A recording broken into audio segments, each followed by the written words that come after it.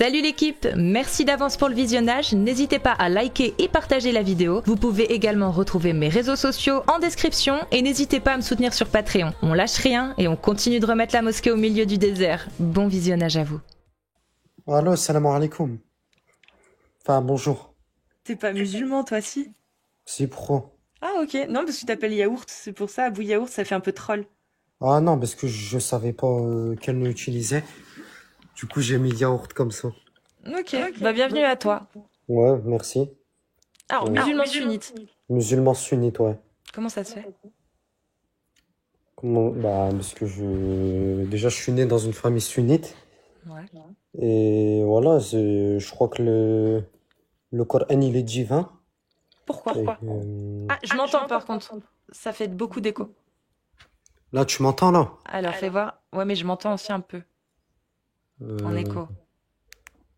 Comment je fais, du coup? T'as des écouteurs, là? Non. Ouais, bah je sais pas. Attends. Moi, mais ça a l'air d'être pas trop mal. Ça a l'air d'être bon, là. Ok, T'as vas-y. baissé Là. mon son? Donc, je pense que Ouais. c'est bon. Bah comment t'as trouvé la divinité du Coran? Comment t'as réussi à te prouver qu'effectivement le Coran ne pouvait pas venir d'un humain? Alors, bah déjà tous les miracles scientifiques qu'il y a eu. Vas-y, cite-en moi un, celui qui t'a le plus convaincu. Vas-y, attends, je vais t'en donner un. Et déjà aussi, parce que tu vois, quand tu marques sur ChatGPT, tu mets, la, est-ce qu'il y a des erreurs scientifiques dans le Coran? Bah, ChatGPT, il te dit non, il y a pas d'erreurs scientifiques dans le Coran. Bah si ChatGPT le dit, alors on va pouvoir vérifier. Ouais, vas-y, vérifie. Non, on va vérifier ensemble. Comment on va Bah, faire? tout simplement en me citant un miracle scientifique parmi tous ceux qu'il y a et qu'on vérifie voir si c'est bien un miracle scientifique. Vas-y. Attends. Parce que... Smahli pour l'attente. Attends. T'inquiète, merliche comme on dit. Ouais, Merlich. Exactement. Mm. Mais il n'y en a pas un qui te vient en tête. Si, c'est dans la sourate Les Abeilles. Ah, Il y dis-moi. a... L'abeille, elle a 16 chromosomes. Mhm. Et dans le Coran, enfin, dans la sourate Les Abeilles, Mhm. il y a exactement 16 lettres. 16 mots. T'es sûr que c'est pas plutôt parce que c'est le numéro 16 la sourate? Non, parce qu'en fait, dès que... 16 mots. Oui, il y a 16 mots. J'ai pas compris. En gros, je sais pas comment t'expliquer. Mais... Genre, tu vois, dans le verset du Coran, dans la sourate, Ouais. il y a exactement 16 lettres. Genre... Je sais pas comment t'expliquer. Bah, je comprends pas, non, parce que la sourate, elle fait plusieurs versets, ça fait plus que 16 lettres. Et même par nombre de versets, par verset, c'est pas que 16. Donc, non, je sais pas. Non, d'habitude, on nous dit pas ça, d'habitude. Là, je connais pas du tout cet argument-là. 16 mots dans la sourate des abeilles. Bah non, regarde, il y a au moins... Dans la sourate des abeilles, il y a combien de versets? Il y en a... 128. 128. Ouais, mais genre, j'entends... Enfin, je sais plus... Enfin... Mais genre aussi le... Je vais te dire, la sourate 16, les abeilles, c'est que la science dit que les abeilles ont 32 chromosomes, donc 16 paires de chromosomes. Et la sourate les abeilles est à la 16e position. Voilà, c'est la sourate 16. Hmm. Et c'est ça, en fait, l'argument qu'on nous sort. D'accord, bah voilà, bah déjà ça c'est... Ouais, mais ça, justement, ça, tu penses bien que si je te le dis, c'est que ça tient pas. Tu veux que j'explique pourquoi? Vas-y, dis-moi. Parce que la compilation du Coran, elle s'est faite après la révélation. Donc la sourate 16, les abeilles, c'est pas l'ordre d'apparition. Elle n'est pas apparue à la 16e position, la sourate les abeilles. Elle a juste été compilée par des humains, par le calife Othman, et attribuée à la 16e place. Mais sinon, tu vois, c'est marqué qu'elle est apparue en numéro 70. Donc c'est pré-Hégire, c'est après l'Hégire, en 70e position. Donc plus rien à voir avec 16. Donc c'est pas un miracle. Peut pas être un miracle divin, puisque c'est pas Allah qui a décidé de la révéler à la 16e position, c'est des humains qui l'ont compilé et mis à la 16e position. Donc si c'est un miracle humain, pas un miracle divin. Mais genre, je veux dire, pas comparer en gros à la Torah et le christianisme. Genre, Le Coran, c'est le seul qui n'a pas été changé, en fait. Mais ça, comment tu l'as vérifié, ça? Comment tu en J'ai es sûr? cherché. Mais quand le J'ai- calife Othman, il a compilé, il a fait quoi dans les Mais hadiths marqués? ça a rien à voir. Bah si, un peu. Bah, pourquoi? Parce que c'est un hadith sahih qui appartient à l'islam sunnite. C'est pas comme si c'était une histoire inventée à côté. C'est un hadith recensé dans la sunna, où on Mm. explique que Othman a fait venir tous les manuscrits, toutes les choses qui étaient écrites du Coran, parce il l'entendait, il avait entendu que les gens ne récitaient pas la même chose, qu'il y avait des changements qui se faisaient. Donc il a décidé de tout recompiler et de redistribuer un Coran identique à tout le monde pour que tout le monde fasse les mêmes récitations. Donc déjà là, Mm. il y a des humains qui ont mis leurs pattes. On n'est pas sûr que ce soit exactement ce que Allah a révélé, vu que c'est les humains qui ont trié. Je sais pas, moi, quand j'ai tapé sur ChatGPT, j'ai mis est-ce que il y a des erreurs scientifiques? Il m'a dit non. ChatGPT s'adapte à qui il est, à qui lui parle. Ah non, moi, j'ai fait sur 2 téléphones différents. Bah regarde, moi je vais lui poser la question. Vas-y, tu mets est-ce que les scientifiques ont trouvé des erreurs scientifiques dans le Coran? Tu mets ça. Est-ce que les scientifiques ont trouvé... Après la phrase, elle est pas ouf, mais je te montrerai la différence après. Est-ce que les scientifiques ont trouvé des erreurs scientifiques dans le Coran? Ouais, mais oui. Plusieurs scientifiques et experts en sciences naturelles, astronomie, biologie, géologie ou embryologie ont relevé dans le Coran des affirmations qui sont contradictoires avec les connaissances scientifiques modernes. Voici quelques exemples bien documentés. La Terre plate ou forme de tapis, ou en forme de tapis. Je vais pas tout lire. L'embryologie coranique. Nous avons créé l'homme d'une goutte de sperme, nanani, nanana. Problème scientifique, cette description ne correspond pas aux étapes observées de l'embryogenèse humaine. Notamment, le sperme seul ne peut créer un être humain. L'analogie avec une sangsue ou un morceau mâché n'a pas de validité scientifique. L'ordre des étapes ne reflète pas la réalité du développement embryonnaire. Absence de fécondation, de segmentation, de gastrulation, etc. Le soleil qui se couche dans une source boueuse, également. Le ciel comme une voûte solide ou un toit protégé. La création à partir d'eau uniquement. Voilà, ça c'est toutes les erreurs scientifiques qu'il me cite. Ah, je crois qu'il est chenouné ton ChatGPT. Moi, je sais pas, il m'a pas répondu ça. Bah, c'est ce que je te dis. Il s'adapte à qui il parle. Ok. En vrai. Non, moi, C'est-à-dire que si tu veux une réponse de ChatGPT, la question, faut pas l'orienter. Faut lui demander, par exemple, si tu veux savoir s'il y a des erreurs scientifiques dans le Coran, bah, il faut que tu lui poses la question sur des trucs scientifiques. Par exemple, l'embryologie, c'est censé être un miracle scientifique dans le Coran. Ouais. Bah, pose-lui la question en décrivant le verset et en disant, est-ce que ce que je viens de te citer a une cohérence en termes scientifiques, ou est-ce qu'il y a des erreurs? Est-ce que ça peut être contredit? Ou est-ce que c'est parfaitement cohérent? Par exemple, tu vois, faire point par point et demander tout ce qui est logique et tout ce qui ne l'est pas. Sans orienter, sans dire est-ce que, tu vois, sans montrer que que tu cherches une vérité ou que, voilà, faut nous poser des questions neutres. Mais si tu veux, on peut revenir sur l'embryologie. Tu connais ce miracle? Non. Bah alors dans ce cas-là, parlons des miracles dans leur globalité. Moi, Oui. Moi, j'avais aussi un miracle que j'ai vu. C'est Dis-moi. le mot mère, il est mentionné 32 fois dans le Coran et le mot terre, il est mentionné 13 fois.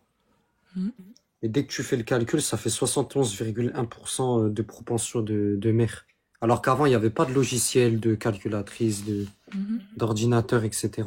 Donc tu vois, ça peut pas. Quand tu vérifies avec l'IA, elle te dit que ça, c'est 1% de chance que c'est du hasard, tu vois. Très bien. Mais s'il y a que ça, est-ce que ça suffit à être divin? J'en ai vu plein, mais je les ai Est-ce que plus ça en tête. peut pas être comme tu l'as dit, il y a 1% de chance que ça tombe juste. Moi, je vais te poser une autre question. Est-ce qu'il y a 100 000 ans, c'était la même répartition? Ou est-ce que c'est une donnée qui n'est valable que pour nous aujourd'hui? J'ai pas compris, excuse-moi. Bah, tout simplement, est-ce qu'il y a 100 000 ans, la Terre s'était répartie entre 71% pour les eaux, par exemple? À 71% pour les eaux. Ou est-ce que c'était plus? Est-ce que c'était moins? C'était moins, non? C'était différent. Je sais plus. C'était, je crois que c'était, je sais plus si c'était plus ou moins. Non, c'était moins. C'était plus bas. Effectivement, t'as raison. Je sais plus si c'était plus ou c'était moins, mais c'était différent. On n'était pas à 71%, on était à moins, effectivement. Donc,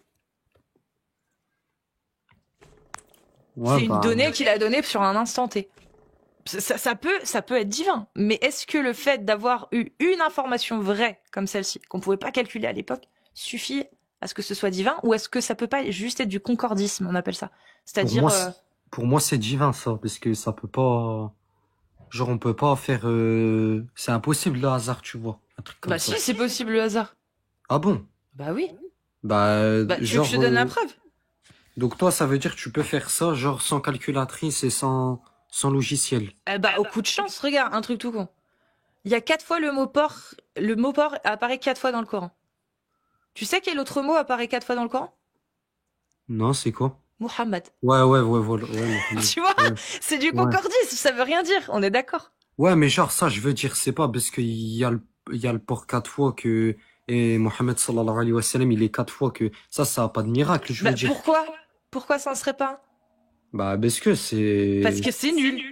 Alors que 32 et 60, enfin 71% de mer, là, ça en jette. On est ça. d'accord. Hmm. Mais au final, quelle est pourquoi il y aurait plus de chances que ce soit volontaire dans un cas et juste une, juste bah, du hasard dans l'autre? Hmm. Parce que, en fait, pour moi, ça, c'est incroyable. Hein, tu vois. Bah moi je trouve ça incroyable que le mot porc revienne autant de fois que le mot Mohammed. Non, mais, Mais c'est pas, on est d'accord que ça te plaît pas comme idée. bah, ouais. Donc il y a rien de divin dans le fait que ce soit 4 et 4. Mais par contre, comme ça te plaît quand ça concerne bah la mer, parce que c'est cool, il y a pas de d'insulte, il y a pas de bah, là tu l'acceptes en tant que divin. Alors qu'au Ouais. final, bah, c'est le même résultat, c'est que derrière, c'est une similitude qui pourrait être attribuée à du hasard ou à de la chance.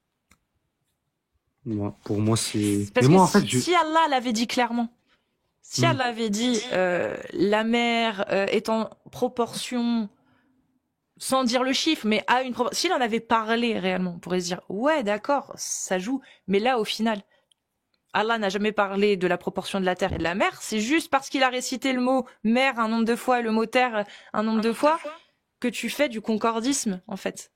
Mais il en a jamais parlé de lui-même.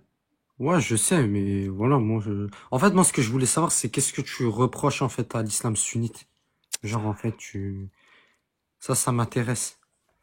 Bah, dans l'islam sunnite, il y a ce qu'on appelle une autorité religieuse. Et l'autorité religieuse, elle suit quoi? Elle suit la parole des grands oulémas, des Hmm, mufassirin. ok.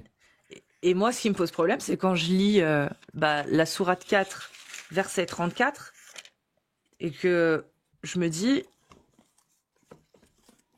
je vais aller voir ce que disent les exégèses. Regarde, par exemple, je suis sûre que tu la connais. C'est les hommes ont autorité sur les femmes en raison des faveurs qu'Allah accorde à ceux-là sur celles-ci, etc. Et t'arrives à la fin du verset où il dit, et quant à celles, donc de vos épouses dont vous craignez la désobéissance, exhortez-les, éloignez-vous d'elles de leur lit et frappez-les. Donc ça, c'est la traduction française. En arabe, c'est wadribuhunna.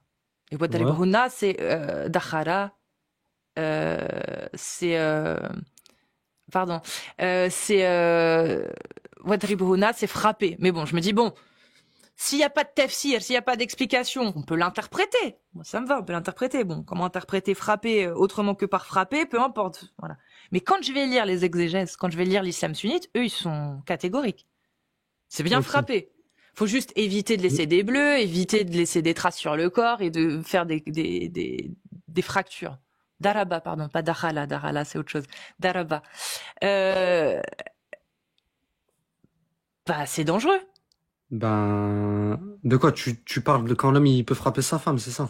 Dans l'islam Ben, sunnite, c'est très clair. non, déjà, non, c'est pas, si tu te renseignes sur la vie du prophète sallallahu alayhi wa sallam, il a jamais frappé ses femmes. Bah si. Ah non, non, jamais. Bah, t'es sûr?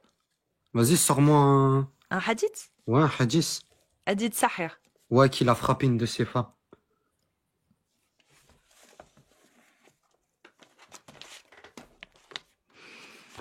Je te donne le chiffre et après je te raconte l'histoire.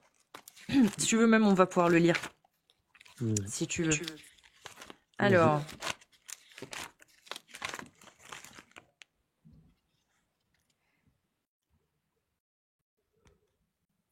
je l'ai foutu où? femme. Non, c'est pas celui-là.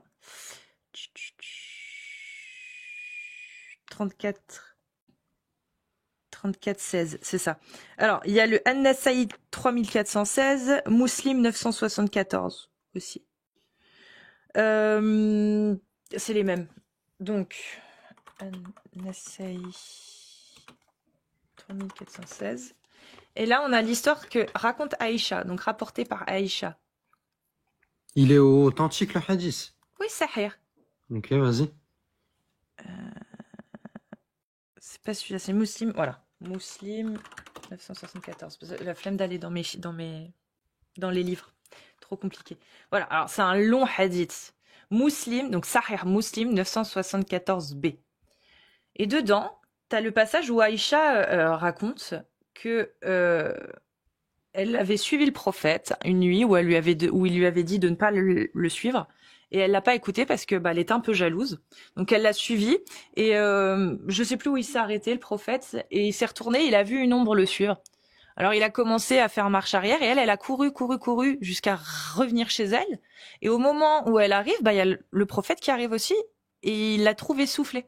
Et du coup elle lui avoue et elle lui dit je t'ai suivi et il lui dit c'était toi l'ombre que je voyais derrière moi.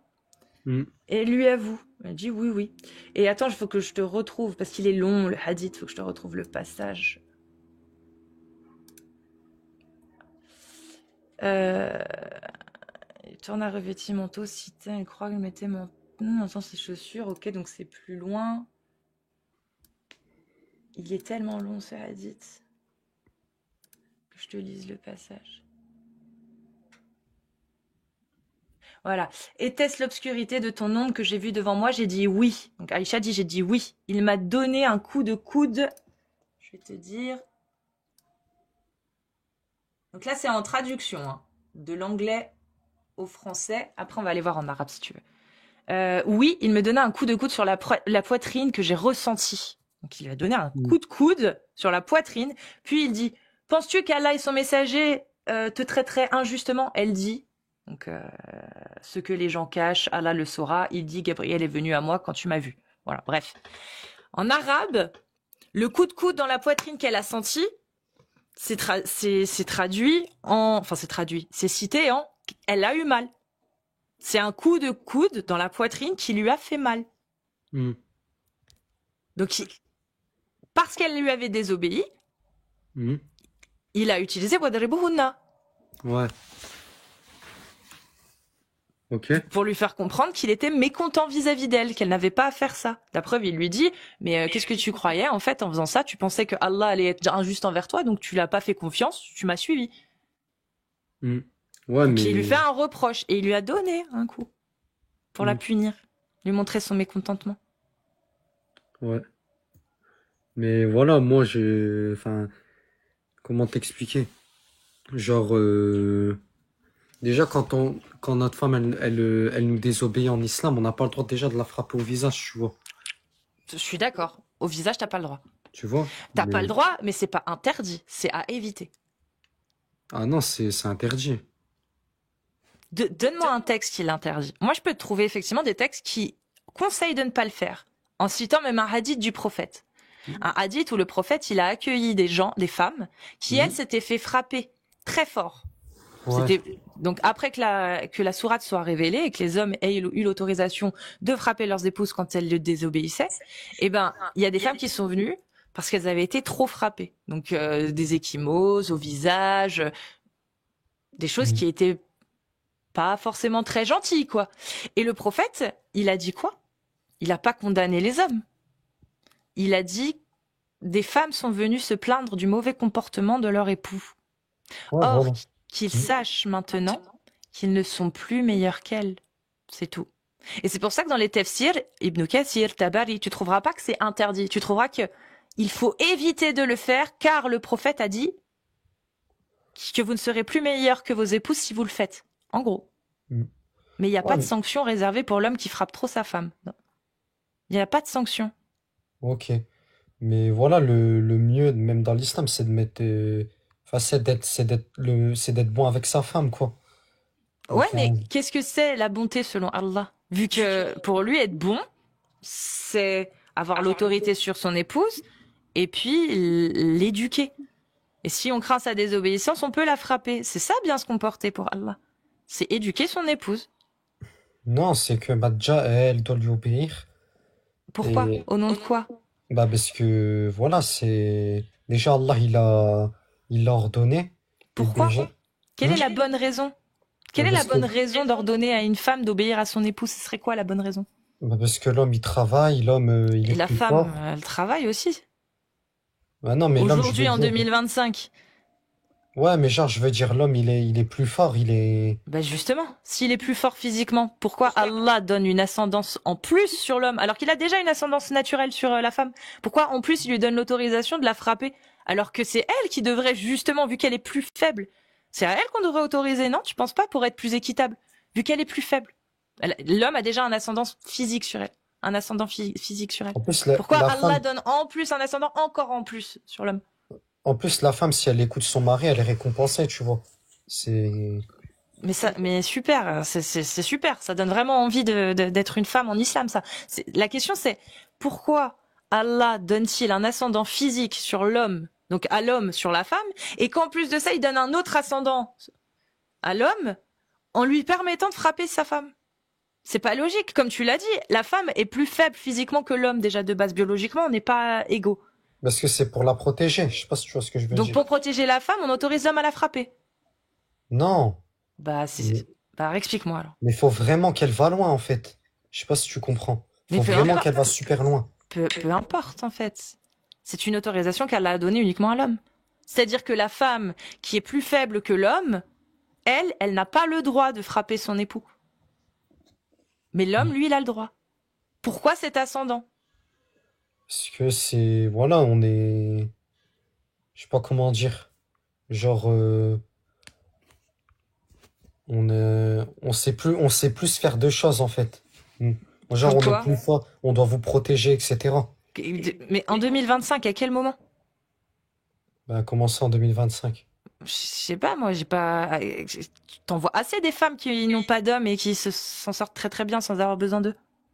Bah, ouais. Donc, qu'est-ce qui justifie en 2025 le fait que les femmes doivent se soumettre à cette autorité-là?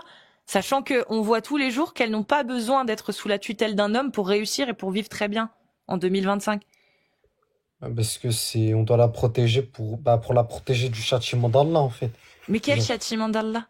bah, si elle sort sans voile, si elle, genre, elle, Mais si elle veut faire juste ce qu'elle a envie de faire, pourquoi tu devrais la forcer à faire autrement? bah, parce que moi, j'aurais des comptes à rendre sur ma femme, tu vois. Et, Mais tu vois, et comment tu le sais ça? Parce que c'est écrit dans le Coran. bien sûr. Mais comment tu sais que ça vient de Dieu? Ça se trouve, c'est juste un humain du 7e siècle qui a écrit tout ça, hein. Et là, tu te fais juste avoir. Non, bah, moi, je t'ai dit que moi, je crois que c'est une parole divine.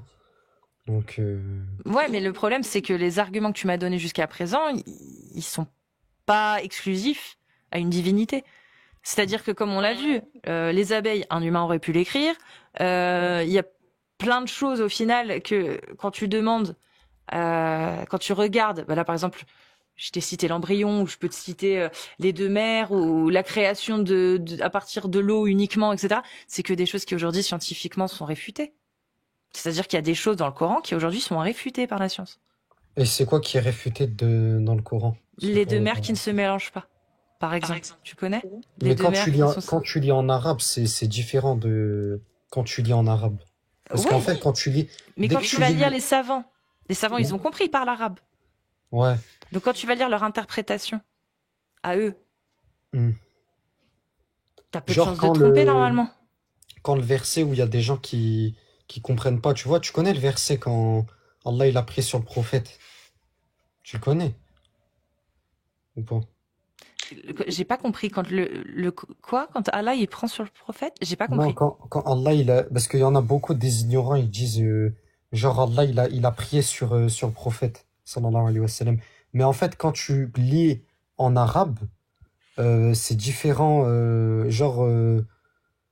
Genre quand tu lis le mot en arabe, le mot en fait prier, ça veut pas dire en fait la même chose qu'en français. Ça veut dire en fait genre il l'a loué pour dire en gros que il a loué genre pour dire genre c'est quelqu'un d'important, Ouais, genre mais de ça grand. reste un texte. Un Hmm. texte qui aurait pu être écrit par un humain. Là, ce que tu viens de dire, c'est un humain aurait pu le dire. Ce passage-là. Ouais. Bah, Un humain aurait pu le dire. Est-ce que tu as trouvé quelque chose dans le Coran qu'un humain n'aurait pas pu dire au 7e siècle? C'est ça. Parce que si tout ce qu'il y a dans le Coran, tu trouves que c'est divin, alors qu'un humain aurait très bien pu l'écrire, l'inventer, le créer ou le dire à l'époque, bah c'est irrationnel. parce Pour que ce que soit divin, faut être sûr qu'aucun humain n'ait pu le dire, n'ait pu faire ce genre d'affirmation. bah déjà, bah, parce que j'ai la Bible et la Torah, déjà, c'est sûr que c'est des hommes qui l'ont écrit. Je suis d'accord Mais, avec toi. mais le Coran, voilà, moi j'ai Bah, fait des, hein? qu'est-ce qui n'aurait pas pu être dit par un humain et qu'on trouve dans le Coran? Bah, je sais pas parce que voilà que j'ai de bah, genre, Donc, qu'est-ce qui te pousse réellement à croire que c'est divin? La foi, c'est tout. Juste parce que t'espères que c'est divin. ouais, c'est la foi et les preuves scientifiques, en fait. Bah, lesquelles? Bah, Quelles preuves scientifiques? déjà ça que je t'ai cité. Ben, c'en est pas une, c'est ce que je te dis. Ah, pour toi, c'est pas, Bah, les abeilles, il y a rien de ce que tu m'as dit, il y a rien. Il y a pas 16 mots, 16 lettres ou ce que tu m'as dit, ça a rien à non, voir. mais genre le truc avec la mer, là. Les deux mers qui se mélangent pas? Ouais, quand le mot, il est Ah, le mot, mentionné ça 32 c'est du fois et tout. concordisme. La science, elle te dira que c'est du concordisme. Bah, même, je veux dire, des scientifiques, ils ont trouvé ça incroyable. Je veux dire. Bah, peut-être, mais ça reste du concordisme. Le concordisme, c'est incroyable. C'est incroyable parce que forcément, c'est du concordisme. Ouais, mais je veux dire, avant, il n'y avait pas de logiciel et tout. On De appelle ça même de la calculatrice. pareidolie. Ça se dit aussi. La pareidolie pour les mots, enfin les textes. Bah, il n'y a pas besoin, Mais c'est de la Mallah, il le chance. dit. Ça peut être juste de la chance. C'est simple, s'il y a que ça, c'est de la chance. Si t'en trouves d'autres, ok, on peut se poser la question. Même Mais Allah, si c'est qu'une fois, ça suffit pas en fait. Faut des récurrences. Là, il y en a qu'une. même Allah, il a dit dans le Coran, on leur apporteront des signes. Bah, Tu c'est vois? quoi les signes? Bah, que tu vois le corps de Pharaon, Vas-y, dis-moi. il a été tué par la mer qui s'est Mais refermée. quel pharaon? Enfin, genre, bah, tu vois le prophète Moussa. Hein, Ouais. genre, Pharaon, il Bah, voulait. c'était quel pharaon? Pharaon, c'est comme dire roi. C'est pareil. Ouais, C'est bah, un en fait, titre. genre, Le roi. C'est comme si tu disais le roi. Alors que genre, en fait, il pharaon, voulait. c'est le pharaon, c'est le roi. Genre, en fait, il voulait le tuer. Oui, mais c'est Et, lequel de pharaon? Il y en a eu plus de 1000. bah, Pharaon, lui, qui voulait détruire Moussa. Ok, donc celui de l'époque de Moïse, de Voilà, Moussa. lui. Bah, c'était lequel? Euh, c'est. Bah, genre. Mais Bah, du genre, coup, celui comment... qui. Hein? Ouais. Vas-y, dis-moi. Bah, du coup, c'est quoi le miracle? Ouais, bah, genre, dès qu'il est mort, Ouais. genre, ils ont laissé son corps. Ils ont. Son corps. Ils l'ont pris et ils l'ont laissé pour, genre, pour donner un message à l'humanité. Et Allah, il a dit que, genre, ça, on leur apporteront des signes. Que, en gros, c'est. Attends 2 secondes. Ouais, du coup, il a dit on laissera son corps pour montrer aux gens que c'est un signe, quoi. Mais et du coup, on l'a le corps? Bah, le corps, il est toujours là, le corps de Pharaon. Mais quel pharaon? Je te dis, il y en a eu plus de 1000. Ouais, Ramsès, je crois. Ramsès II? Hmm. Oui, on a effectivement la momie de Ramsès II, c'est vrai, on l'a. Ouais, bah voilà, bah Mais ça, Ramsès II, il est mort comment? bah dans l'eau. Selon le Coran, Ouais, selon le Coran, selon les mais même scientifiques. selon les scientifiques aussi. Ah bon? Demande à ChatGPT de quoi est mort Ramsès II. Dis Ramsès II, selon la science, de quoi est-il mort? Vas-y sur ChatGPT. Je te laisse faire Bah, l'exercice. bah toi, va, parce que. De quoi est mort Ramsès II selon les études scientifiques exécutées sur la momie? Ouais. Exécutées sur sa momie. Selon les analyses scientifiques réalisées sur la momie de Ramsès II, le pharaon n'est pas mort de manière violente, mais de cause naturelle, probablement liée à son âge avancé et à de multiples pathologies chroniques. Âge du décès, Ramsès est mort vers l'âge de 90 ans, ce qui est exceptionnel pour l'époque où l'espérance de vie moyenne ne dépassait pas 40 ans. Alors ça, par contre, voilà, 40 ans, c'est parce qu'on faisait la moyenne avec les gamins aussi qui mouraient tôt. Mais les gens, quand ils vivaient plus vieux que 40 ans. Hein. C'est un âge moyen, c'est voilà. Il aurait régné 66 ans. Études scientifiques et résultats. Étude de sa momie par Maurice Bucaille et le docteur Pierre-Fernand Secaldi. En 1975, sa momie est transportée en France pour être traitée contre les champignons et pour subir des analyses. Des scanners radiographiques et examens biologiques sont effectués. Il souffrait d'arthrose sévère, il avait une mauvaise dentition, il présentait des problèmes cardiovasculaires, il avait une scoliose, aucune trace de blessure mortelle ou de mort violente n'a été trouvée. Étude plus récente, confirmée par l'équipe de Zahi Hawass et de ses chercheurs internationaux. La cause de la mort est probablement multifactorielle. Infection, défaillance cardiaque, affaiblissement lié à l'âge et aux maladies chroniques. Aucune trace de noyade ou de mort brutale. Pourquoi il en parle? Parce qu'il a cité Maurice Bucaille, justement. Maurice Bucaille qui a étudié. Et Maurice Bucaille, c'est lui qui a dit que le Ramsès était mort d'une noyade. Or, il n'y a aucune trace de noyade ou de mort brutale. Contrairement à des spéculations populaires ou religieuses comme la Bible ou le Coran, il n'existe aucune preuve scientifique que Ramsès II serait mort noyé ou lors d'un événement dramatique comme la traversée de la mer Rouge. Sa momie est intacte, bien conservée, non abîmée par l'eau, ce qui rend improbable toute mort par noyade ou immersion. Genre, La science valide pas. En tout cas, pour l'instant, elle valide pas ce récit-là. voilà, dans le Coran, c'est écrit que on laissera son corps aux yeux des gens pour leur montrer des signes. Mais beaucoup de momies de pharaons ont été retrouvées et sont des signes. Il n'y a pas que celle de Ramsès II. Parce que c'était clairement la spécialité des Égyptiens, l'embaumement. C'est ça, l'embaumement ou l'embaumage? L'embaumement, je crois. C'était leur spécialité. Ça permettait justement de faire en sorte de momifier pour conserver. Donc il y a plein de gens qui ont été conservés grâce à ce système-là, cette technique-là. Ouais, Et je te donne en mille, c'est qu'à l'époque du prophète, les techniques d'embaumement étaient déjà... J'ai vraiment un doute sur embaumement ou embaumage. Quelqu'un peut me valider, s'il vous plaît? Étaient déjà connus. Ça faisait déjà plus de 1000 ans que les Égyptiens le faisaient. Donc... On savait déjà que ça conservait. Donc c'était une connaissance qu'on pouvait déjà avoir à l'époque, comme quoi, effectivement, les momies, les Égyptiens avaient l'habitude de momifier leurs morts et l'embaumage. C'est l'embaumage, merci. Et d'embaumer leurs morts et que ça les conservait. C'était une connaissance que les gens avaient. Pas tout le monde, mais c'était une connaissance qu'on avait. Momification. Donc au final... Ouais, moi je crois. Tu peux croire, mais les faits, ils sont là. C'est que Ramsès II, on l'a retrouvé, c'est vrai, mais on a retrouvé plein d'autres momies qui sont toutes été conservées, pas que lui. Mais lui, cette momie-là, elle n'a pas été noyée. On retrouve aucune trace d'eau dans ses poumons, dans ses bronches, il n'y a aucune trace de travail de l'eau ou parce qu'on sait ce que ça donne un corps quand il est noyé ou quand il est sous l'eau pendant un certain temps. On sait ce que ça donne. On le voit. Là, il n'y a rien. C'est une momie qui a été retrouvée dans son sarcophage. Ouais, mais bon, si Allah il dit dans le Coran, on laissera ton corps pour message. Oui, si c'est Allah qui le dit. Mais c'est ce que justement on essaie de savoir. Est-ce que c'est vraiment Allah qui l'a dit ou un humain?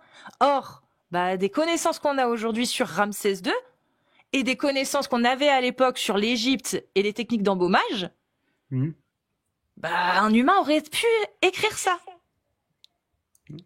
Et à part ça, c'est quoi que tu reproches aussi Comme je t'ai dit, que c'est un écrit humain, jusqu'à preuve du contraire, on n'a pas de preuve que ce soit divin. Et que malheureusement, parce qu'on fait croire à des gens que c'est divin, donc des gens y croient aveuglément. Et prennent ça pour argent comptant, pour parole divine. Et du coup, ça donne quoi? Ça donne ce qu'on a vu tout à l'heure. Ça donne frappez-les. Et frappez-les, toi, tu trouves pas de problème si on touche pas le visage, si on laisse pas de bleu, voilà. Il faut qu'elle aille très très loin.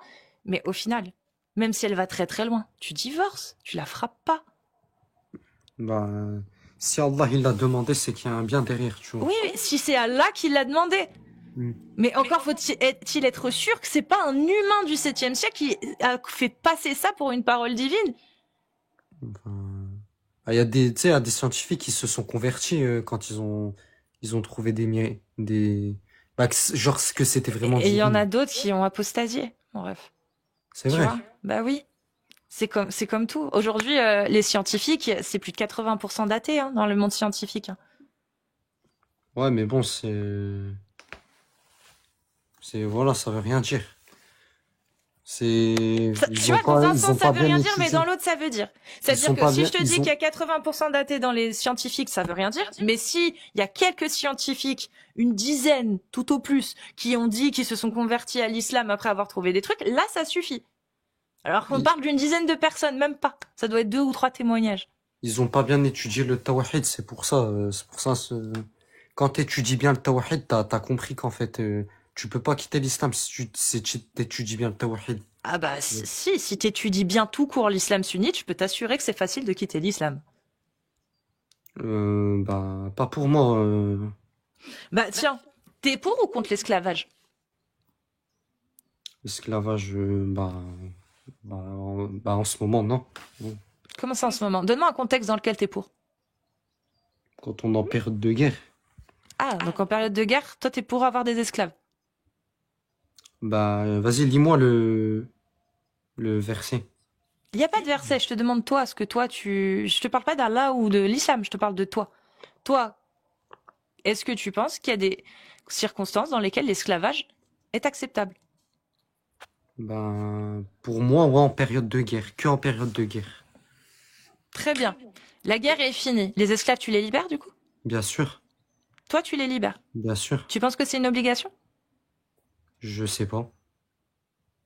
Est-ce que Ah, toi, tu penserais que ça devrait être une obligation? non, non, ça devrait pas être une obligation. Donc au final, même hors temps de guerre, les esclaves peuvent Si, exister. si. Bah si, Donc hors temps de guerre, aucun esclave, faut tous les libérer selon toi. bien sûr. Ok. Mais pendant la guerre, peut avoir des esclaves. Ça, c'est ton Ouais, point de vue à toi. ouais, c'est mon point de vue. Mais l'islam sunnite, il dit quoi? Vas-y, dis-moi. L'islam sunnite, c'est simple, c'est halal, l'esclavage, et le temps de guerre, c'est uniquement pour faire de nouveaux esclaves, pour faire des Attends, captifs. répète s'il te plaît. L'esclavage est halal. Et halal, mais il est halal même en temps de... De paix, ouais. Ce qui est illicite, c'est de capturer des gens libres pour les rendre esclaves. Ce n'est toléré que en temps de guerre, pendant le djihad taleb ou djihad défensif. Ouais, mais ça se fait que quand on est dans un état islamique. Bah oui, mais c'est la loi d'Allah. Bah ouais, parce c'est normal, on est chez nous. C'est normal de faire des captifs de guerre et de les rendre esclaves. Bah, je veux dire, quand t'es dans un pays musulman qui applique la loi d'Allah, tu dois respecter. Bah oui, mais justement, est-ce que la loi d'Allah, selon toi, selon l'islam sunnite, est-ce que selon toi, cette loi-là, elle vient d'un divin? Celle qui dit, vous avez le droit de posséder des gens. Il n'y a pas de temps de guerre, c'est n'importe quand. Tu as le droit de posséder des esclaves, s'ils sont déjà esclaves. Et pendant la guerre, tu peux faire de nouveaux esclaves. Capturer des gens, des gens dans la tribu adverse ou dans le pays adverse, pour les rendre esclaves. Est-ce que ça, selon toi, c'est une parole qui est divine? Pour moi, ouais. Donc tu n'es pas d'accord avec Allah, toi? Si, je suis d'accord. Bah Allah, lui, il dit que l'esclavage, il n'y a pas de contexte, c'est tout le temps. C'est juste, en temps de guerre, on a juste le droit de faire des esclaves, de nouveaux esclaves, c'est-à-dire de rendre esclaves des gens qui ne le sont pas, pendant la guerre. Mais sinon, en dehors de la guerre, t'as le droit d'avoir des esclaves. S'ils sont déjà esclaves, si ce sont des enfants d'esclaves, t'as le droit de les acheter, t'as le droit de les vendre, t'as le droit de les échanger, t'as le droit de les louer. Ça, c'est dans El Fiqh. Les esclaves sexuels, tu parles. N'importe, des esclaves tout court. Eh bien, et effectivement, les esclaves femmes que tu possèdes, tu as le droit de coucher avec elles. C'est un droit que tu as vis-à-vis d'elles. Je vais me renseigner, Inch'Allah. Après, voilà, c'est... Mais ça, si tu te rends compte que c'est bien ce qui est dit dans l'islam sunnite, tu t'acceptes? Si Allah, il a autorisé qu'il y ait un contexte derrière, ouais. Ouais, mais le problème, c'est que tu t'es même pas sûr que c'est Allah qui a révélé le Coran. Si, je suis sûr. Bah non, tu y crois, c'est tout. Mais Non, t'as je suis aucun sûr argument. que- Non, pour être sûr, faut des arguments. Or, t'en as pas. Bah, je repasserai avec plus d'arguments un jour, alors. Inch'Allah. Mm. Et aussi pour Aïcha, toi et Amir Aposta, j'ai vu que, genre, vous étiez, je sais pas comment dire, mais genre, vous parlez tout le temps souvent de ça, en fait. Mhm. Pourquoi? Bah parce que c'est bien la preuve pour nous qu'un Dieu omniscient, omnipotent savait déjà à l'époque que autoriser un mariage avec le meilleur de tous les hommes, qui serait un exemple parfait à suivre pour toute l'humanité, et autoriser ce mariage qui donnerait la possibilité et l'autorisation à tous les hommes de la Terre de pouvoir faire la même chose, c'est bien la preuve, en tout cas selon nous, une preuve flagrante que soit Dieu n'est pas omniscient, omnipotent, soit ça vient pas de lui, soit il l'a fait en connaissance de cause, et dans ce cas-là, on peut se poser la question de savoir s'il est vraiment juste et équitable vis-à-vis des enfants, quoi. C'est un Mais, parfait exemple. Aïcha, 9 ans, ouais, mais ça, il y avait, autorisé par Allah. en fait, ça, les générations du 7e et du 21e siècle, c'était pas pareil. Genre, les femmes, Oui, mais Allah, son message, il l'a balancé pour toute l'humanité. C'est-à-dire que quand il a voulu faire un exemple à l'époque en autorisant son prophète à le faire, il savait que ça servirait d'exemple pour toute l'humanité, pas que au 7e siècle. ouais, mais tu dois voir le contexte aussi. Il n'y Tu a peux pas de pas. souci. Il y a plus de 18 millions de jeunes filles, de jeunes filles de moins de 18 ans, dont plus de 10% de ces jeunes filles qui ont moins de 15 ans, même encore moins de 15 ans, qui sont mariées par an au nom de Allah. C'est-à-dire que, encore aujourd'hui, en 2025, à travers le monde, il y a des gens qui n'ont pas compris. Ou- Ils ont compris que Allah avait autorisé dans sa sourate 65, verset 4, le mariage des enfants. Le prophète l'a fait. C'est le meilleur de tous les hommes. Un parfait exemple à suivre. C'est halal. Et dans El Fiqh, de l'islam sunnite, des 4 écoles, c'est halal, hein. C'est toujours halal. en ce moment, ça se fait. Bah oui. Je te Ou- le dis, à travers le monde, t'as plus de 18 millions de jeunes filles de moins de 18 ans qui sont mariées et plus de 10% d'entre elles ont moins de 15 ans et c'est au nom d'Allah. Bah voilà, mais ils ont pas 9 ans. Dans les moins de 15 ans, ça compte les 9, 10, 11, 12, 13. Là, il y a une petite fille, il y a encore quelques mois, en Afghanistan ou en Afghanistan, qui est morte après sa consommation. Elle avait 10 ans, la gamine. Elle s'est mariée avec un homme de combien? Je sais pas, mais c'était un vieux, comme le prophète, hein. Il avait 54 ans, le prophète, hein. Ouais. Bon, bah. Hmm. Bon, C'est-à-dire que Allah, quand il a donné cette autorisation à l'époque, en tant que Dieu omniscient, omnipotent, il savait ce que ça allait engendrer. Il savait qu'il allait avoir pendant 1400 ans des petites filles et des petits garçons qui seraient mariés sans consentement, parce que leur silence et leur consentement, selon le prophète, selon les hadiths, pendant des milliers d'années, il y en a qui allaient mourir à cause de ça, il y en a qui allaient, même des femmes qui allaient se faire frapper, parce que dans le Coran c'est marqué frapper. Il le savait, Allah, omniscient, omnipotent. Pourquoi a-t-il laissé tout ça se faire? parce que les gens, ils ont pas compris que maintenant, ça se fait plus maintenant. Tu vois? Ouais, mais c'est de la responsabilité d'Allah, ça. C'est lui Ouais, qui a mais, révélé un texte en disant que c'est pour toute l'humanité et que le prophète est le meilleur des exemples à suivre. ouais, Ça, mais genre, il y a c'est de des. sa Genre, responsabilité à lui, Allah. C'est-à-dire ouais, que mais si genre. aujourd'hui, en 2025, il y a encore des femmes qui se font frapper, parce qu'elles désobéissent dans des pays qui l'autorisent la loi d'Allah, qui appliquent la loi d'Allah, si aujourd'hui, il y a encore des petites filles et des enfants qui se font marier parce que la loi d'Allah l'autorise, c'est de la responsabilité d'Allah, pas de la Ouais, mais c'est responsabilité ça que des je te humains. dis. Malheureusement, ils ont pas compris c'était quoi le contexte de ce verset, parce qu'avant, les femmes qui avaient 9 ans au 7e siècle, ils pouvaient donner un enfant plus, ça se faisait Il normal, n'y il a n'y avait pas pas de que les souci. musulmans. Mais est-ce que tu comprends? Je dis Allah est omniscient, omnipotent. On est d'accord. Ouais. Donc il savait que l'humanité, une bonne partie ne comprendrait pas. Il savait que ça engendrerait des petites filles qui se feraient marier, des femmes qui se feraient frapper, des homosexuels qui se feraient pragmatiser en étant jetés du dernier étage d'un immeuble. Il le savait. Mais il a laissé ces textes comme ça. Il n'a pas apporté de précision. Il a laissé faire en sachant qu'il y aurait toutes ces injustices qui seraient commises par des gens qui, comme tu l'as dit, n'ont pas compris. Peu importe qu'ils aient compris ou pas. Hmm. C'est à cause du texte qu'a révélé Allah qu'ils ont mal compris. Si Allah l'avait révélé d'une autre façon, d'une façon plus claire, pour éviter tous ces drames, ok. Mais là, c'est pas ce qu'il a fait. C'est que Allah, omniscient, omnipotent, il a laissé ça, tel quel, en sachant ce que ça allait créer. Ça lui pose pas de problème, apparemment. Ah, Wallah wa alam, Allah, il sait mieux. Voilà. Après, je, je sais pas. Bah, Après, écoute, si tu trouves dans le Coran, si tu n'arrives pas à trouver dans le Coran quelque chose qui n'aurait jamais pu être prononcé par un humain, c'est que t'as pas de bonne raison de croire que c'est vraiment la parole d'un Dieu.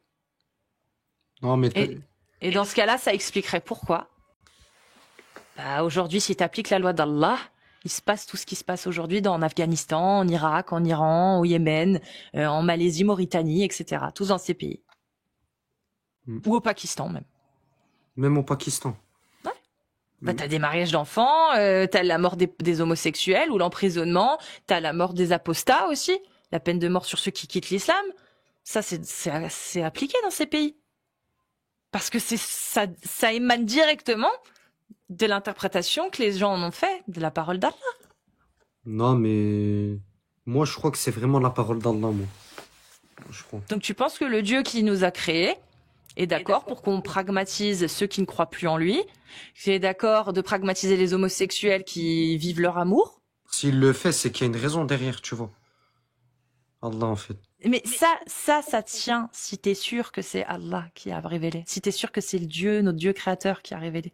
Sinon, c'est juste un humain du 7e siècle. Et jugé avec des lois du 7e siècle, bah on voit ce que ça donne aujourd'hui. D'ailleurs, si on le faisait, si on appliquait la parole d'Allah aujourd'hui, que ce soit en France, en Allemagne, aux États-Unis ou peu importe, ou même en Algérie, bah t'irais en tôle en fait. On irait en tôle. Parce que posséder des humains, c'est interdit aussi en Algérie. Hein. Tirer en tôle. Hein. Si tu es un esclave, tu vas en tôle. Bah parce qu'on n'est plus au 7e siècle. Or, est-ce que la parole d'Allah, elle peut devenir aussi obsolète ou aussi, pas forcément obsolète, mais je dirais, nous causer autant de problèmes à l'appliquer. C'est-à-dire que, appliquer l'esclavage, parce que c'est halal, c'est licite. Donc, normalement, dans un pays qui se dit musulman. Un État islamique. Voilà, normalement, un pays qui se dit musulman, normalement. Sinon, c'est que t'appliques. C'est quoi alors la différence? Un pays musulman, il est pas fait pour appliquer la loi d'Allah? En ce moment, il y a pas, parce que tous les pays du monde, en ce moment, c'est pas des, ils appliquent pas la parole d'Allah. Mais pourquoi? Pourquoi? Parce qu'ils c'est des, je sais pas. Parce que c'est des ignorants. Non, ils savent très bien ce qu'il y a dans les textes. L'Algérie, tu crois que j'allais dire Bouteflika, tu crois que Tebboune, il sait pas?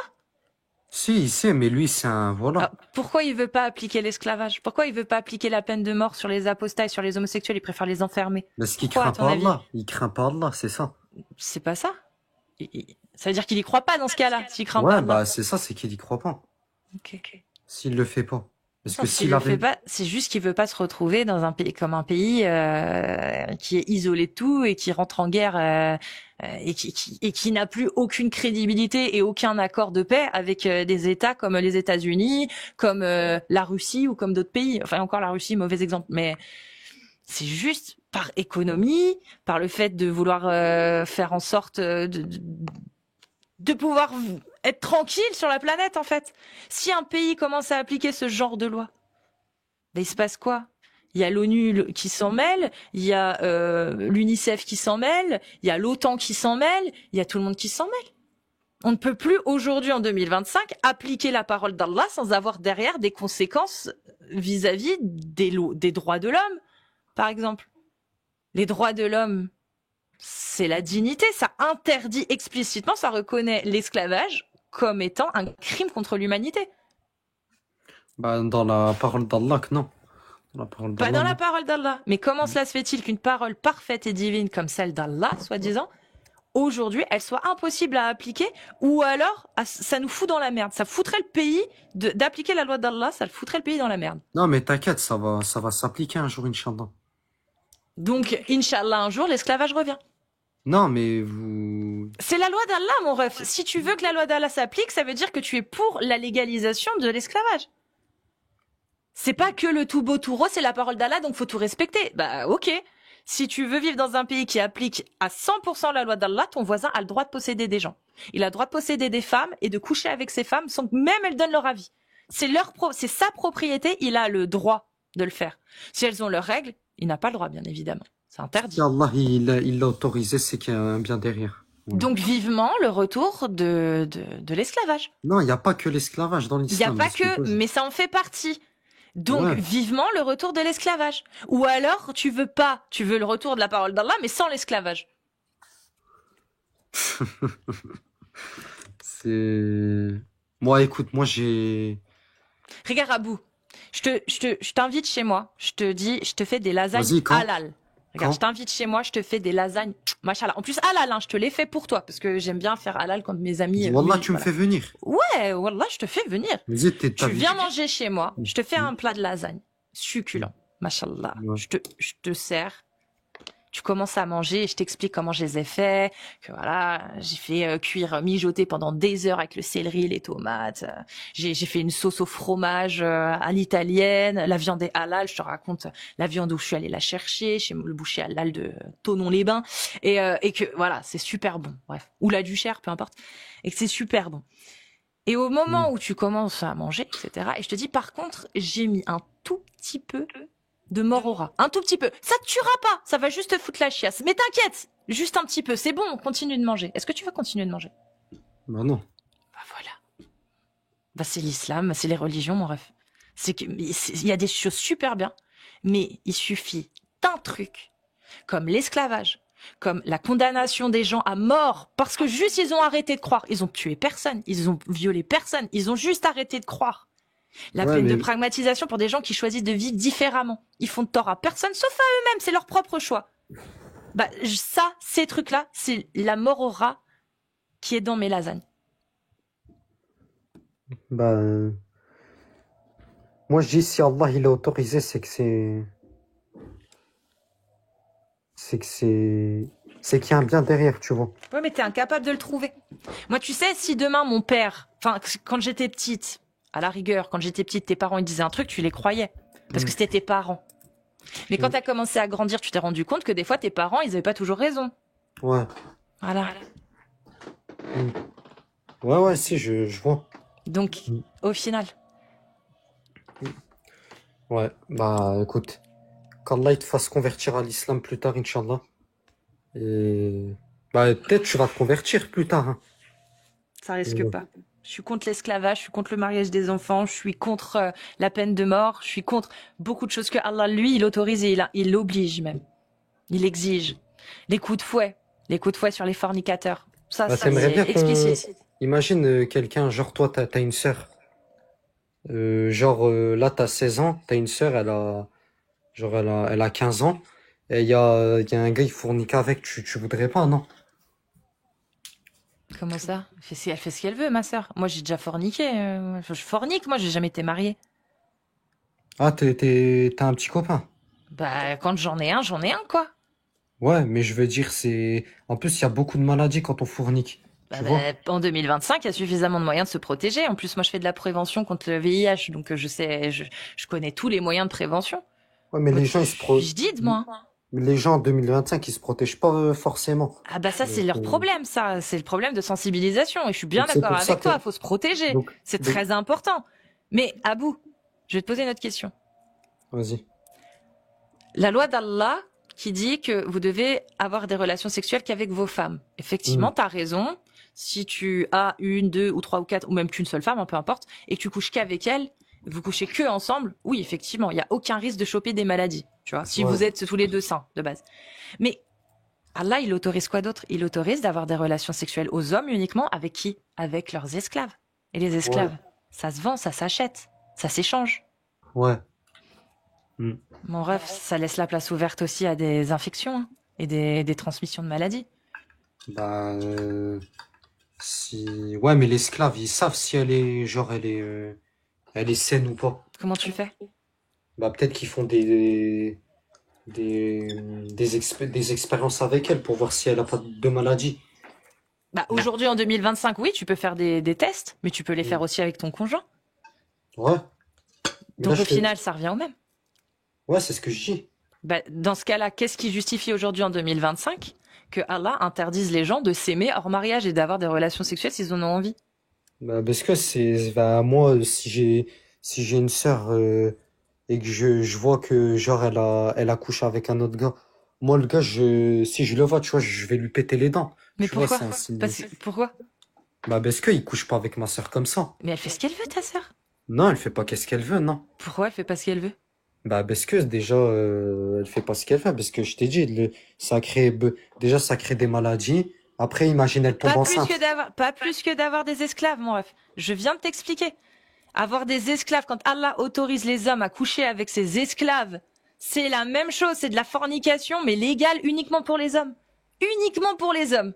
Il y a que eux qui ont le droit de coucher avec leurs esclaves. Ils peuvent les échanger, les vendre, ils peuvent avoir autant d'esclaves qu'ils veulent. Ils peuvent coucher avec autant de femmes qu'ils veulent, pourvu que ce soit leur esclave. Ça n'empêche pas les maladies non plus, moi. C'est juste que c'est réservé uniquement aux hommes. Il y a que les hommes qui ont le droit. Et du coup, ils peuvent ramener des maladies à leurs épouses qui, elles, n'ont pas le droit d'aller avoir ailleurs. Tu trouves ça juste? Je t'ai dit, ils font des expériences avant d'avoir la relation avec elle. Mais ta sœur, elle habite en France. Ouais. Ta sœur, elle connaît. Elle sait comment ça se passe. Elle connaît les capotes. Elle connaît les tests. Elle connaît. Ouais. Donc ta sœur, elle prendra 1000 fois moins de risques à coucher avec quelqu'un en connaissant tout ça et en se protégeant avec une capote que dans des pays comme au Yémen ou en Libye ou n'importe où ils ont des esclaves, ils couchent avec sans faire de tests parce que ça coûte trop cher, parce que c'est le tiers-monde. Tu comprends? Tu crois qu'ils ont l'argent de faire des tests, de tester, de dépister toutes leurs esclaves dans les pays où l'esclavage est autorisé? C'est des pays du tiers-monde. Il y a pas les moyens de faire des tests de VIH ou des tests savoir si elles ont un herpès ou si elles ont la syphilis. Il y a pas. À moins qu'elles aient déjà des lésions sur le corps. Mais là, c'est un stade avancé du coup. Mais tu sais que les premières années, quand t'as le VIH, t'as aucune trace. Hein. Rien du tout. Pareil pour certaines hépatites. Rien du tout. Pareil pour certaines IST ou MST. Aucune trace. Si tu fais pas de bilan sanguin d'analyse, tu n'as rien. T'es sain. Bah, Allah, il a pas veillé à ça. Bah, si, Allah, il sait tout. Bah, il a pas veillé à ça, puisque aujourd'hui, dans des califats comme Daesh 2 en 1 ou l'État islamique, bah, il y a encore aujourd'hui des gens qui sont contaminés par des esclaves. T'as pas vu Daesh 2 en 1? C'est Da et Esh, tu connais, voilà. Je sais pas dire Daesh 2 en 1. Ouais. En 2019, je crois, ils ont fait un communiqué en disant que ils avaient eu des captifs de guerre qui certaines avaient été contaminées par le VIH, ils n'étaient pas au courant. Et ça a contaminé une dizaine de leurs hommes. Et ils ont communiqué en disant que c'était eux qu'ils enverraient les premiers au front. Ouais. Bah là, ils ont respecté la parole d'Allah. Ils avaient des captifs de guerre. Ils n'ont couché qu'avec elles et leurs épouses. Bah résultat, les captifs de guerre, il y en avait 2 qui avaient le VIH. Bah il y en a une dizaine d'entre eux qui a été contaminés. Et en plus, ils se les faisaient tourner parce que c'est légal. C'est mon esclave, je te l'échange ou je te la vends. Le prophète l'a fait. Il a échangé, vendu des esclaves. C'est licite. Donc ils se sont fait tourner le VIH entre eux. Et certainement que certaines de leurs épouses ont été aussi contaminées. Mais ça, ils en ont pas parlé parce que ça, ils en ont rien à foutre. Wallahu a'lam, Voilà. Alors que ta sœur, ou ma sœur, ou moi, bah, dans une société comme on est aujourd'hui, on sait qu'il y a la capote, on sait ce qu'il y a comme risque, on sait qu'il y a le dépistage, on a accès à tout ça. Et ben, on prend beaucoup moins de risques, on a beaucoup moins de risques d'être contaminé par une maladie en forniquant qu'en se mariant d'un point de vue licite avec un époux qui a des esclaves femmes. Comme Allah le dit, pourtant tout est licite. Bah moi, excuse-moi, mais je préfère forniquer en me protégeant, en mettant la capote, en faisant des bilans sanguins. Au moins, je sais que je risque rien, plutôt que de me marier avec un homme qui aura le droit, lui, d'aller coucher avec ses esclaves. Et qu'en plus de ça, moi, j'ai même pas le même droit. Ouais, bah écoute. Ça, là, il n'y a pas pensé au 7e siècle. Quand j'aurai encore plus de sang, je repasserai, Inch'Allah. Allez, Inch'Allah. Inch'Allah. Barakallahu fik, merci beaucoup. Avec plaisir, merci pour cet échange, Abou Yaourt. Non, c'est normal. Mais prends soin de toi. Toi aussi, et à bientôt. À bientôt, Inch'Allah. Et peut-être un jour, on se fera des lasagnes, et je te jure, je mettrai pas de Morora dedans. T'es sûr? Ouais, bah oui. Bah vas-y. Allez, Inch'Allah. Allez, salam alaikum. Salut, prends soin de toi. Merci.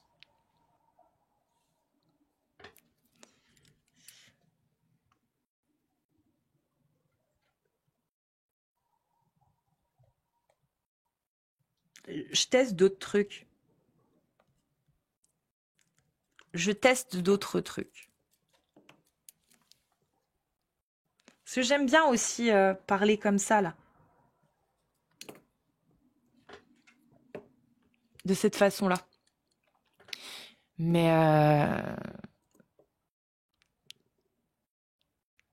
tu testes rester calme. Oui, bah je teste de voilà. Après aussi, on est tombé sur des personnes sympas. Vous voyez, c'est pas toujours le cas. Il y a des gens, des fois, c'est pas qu'ils sont pas sympas, c'est que des fois, ils sont de mauvaise foi. Voilà.